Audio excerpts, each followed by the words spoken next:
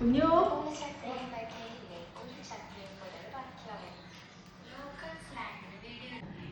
ഇതുണ്ടാക്കി നമ്മള് നല്ല രസമാണ് കണ്ടിട്ട് അടിപൊളിയായിരിക്കും. എന്താ വെച്ചാൽ മുളക് ഇതൊക്കെ ബാക്കിയുള്ള സാധനം ഇവിടെ ഉണ്ട്. ഈത്തപ്പഴമില്ല, നുറുക്കൂല്ല. ഈ റീൽസിലൂടെയാണല്ലോ നമ്മൾ പല സാധനങ്ങളും കാണുന്നത്. അങ്ങനെ കണ്ടതാട്ടോ കാസർഗോഡുകാരെ മസാല ചക്കിളി. അപ്പോൾ ഇവിടെ ഇല്ലാത്ത നുറുക്കും ഇതൊക്കെ വാങ്ങിക്കാൻ ഞാൻ പറഞ്ഞു വെച്ചിട്ട് ഇനി എങ്ങനെ ഉണ്ടാക്കുന്നതെന്ന് നോക്കാം.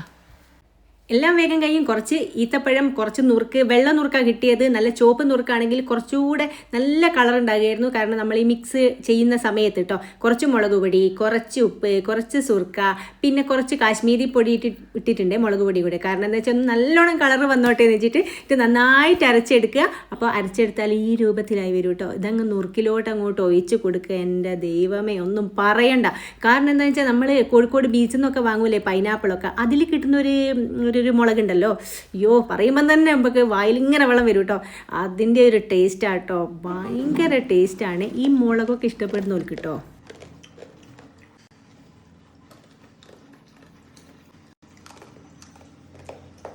അപ്പം എല്ലാവരും ഒന്ന് ട്രൈ ചെയ്ത് നോക്കുക. അപ്പോൾ tata bye bye, see U.